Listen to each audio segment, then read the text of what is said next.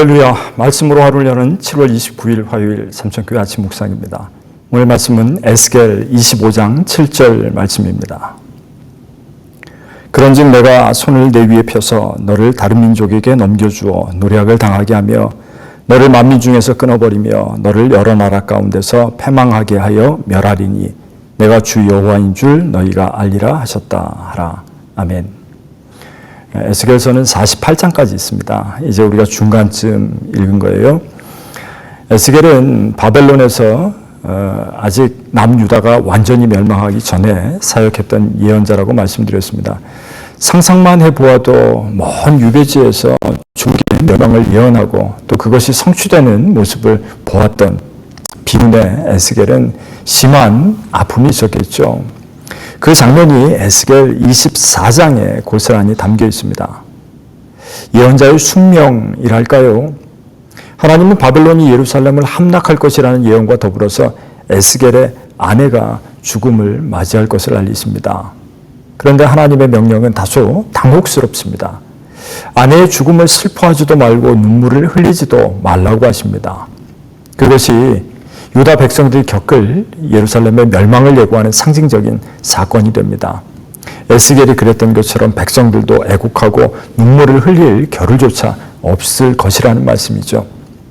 자, 우리가 이제 에스겔의 절반을 읽었는데 바로 이 절반이 되는 24장이 예루살렘의 멸망 장면인 것이죠. 서두에 에스겔을 부르신 하나님께서는 전반부의 유대의 타락 그리고 하나님의 진노하심, 멸망을 예언하시고 그대로 이루어지는 것을 우리가 보게 되는 장면입니다. 그렇다면 오늘 말씀부터인 25장은 어떨까요?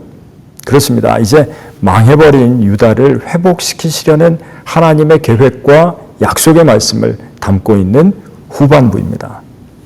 에스겔 18장에 보면 하나님은 악인의 죽음을 기뻐하지 않으시고 악인이 그 길에서 돌이켜서 사는 것을 기뻐하신다 말씀합니다. 징계가 목적이 아니라 그들이 악한 길에서 돌이켜서 생명의 길로 돌아오는 것이 하나님의 목적이시기 때문입니다.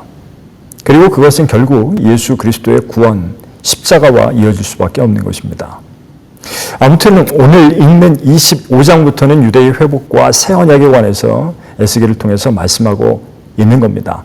앞으로 우리가 읽게 될 에스겔서의 하이라이트인 37장에 있는 마른 뼈 환상은 바로 그 회복의 모습을 보여주시는 부분입니다. 자, 그러면 25장 이 시작 부분에서 우리에게 어떤 말씀을 주실까요? 그것은 이스라엘 주변 7나라에 대한 심판입니다. 오늘과 내일 통독 부분인 25장부터 32장에 걸쳐서 나오는데요. 암몬과 모압과 에돔, 블레셋, 두로, 시돈, 그리고 마지막으로 애굽입니다. 7나라입니다. 이들의 죄에 대해서 말씀합니다. 그리고 그들이 그에 합당한 심판을 받게 될 때 하나님께서 살아계신 분이라는 것을 깨닫게 될 것이라고 하십니다. 주변 나라에 관한 죄악에 대해서는 이사야서나 예레미야, 아모스, 스바냐 그리고 오바댜서에서도 언급이 됩니다. 이들 나라는 예루살렘이 회파되고 유다가 멸망당할 때 바벨론을 오히려 도와주었던 나라들입니다. 암몬은 유다의 멸망을 지켜보면서 좋다, 즐거워했습니다. 모압은 유다는 이방 족속과 다름이 없다고 하며 기뻐했습니다. 에돔은 어땠을까요? 사실 에돔은 야곱의 형인 에서로부터 비롯된 족속이죠. 그런데 유다가 바벨론의 침략을 받을 때 직접 유다에 같이 쳐들어와서 약탈을 자행했던 나라가 에돔입니다. 성전을 약탈한 것은 하나님을 향한 모욕이나 다를 바가 없습니다. 그래서 하나님께서는 에돔에 대해서 사람과 짐승을 완전히 끊으시겠다 하십니다. 역사적으로 그래서 에돔은 기원전 2세기 유다의 마카비 가문의 멸망을 당해서 결국 유다에 편입되고 말았습니다. 예언이 성취된 것이죠. 그리고 블레셋에 관한 말씀이 있습니다. 옛날부터 숙적이죠. 유다를 미워하고 멸시하였기 때문에 하나님이 그들의 죄를 반드시 물으시겠다고 하십니다. 오늘 25장에 그러한 말씀들이 들어있어요. 왜 주변 나라의 심판 이야기가 유다 회복의 시작부에 나올까? 이스라엘과 유다의 죄가 무엇이죠? 주변 나라들의 눈치를 보고 그들을 의존했던 것, 강대국의 우상을 섬겼던 것이 아니겠습니까? 그러나 그 모든 나라의 주인이 되시고 역사를 주관하시는 하나님을 두려워하지 않았던 것이죠. 이방 나라들의 죄악 역시 하나님은 반드시 기억하시고 보응하시겠다는 의지를 우리는 여기서 보게 됩니다.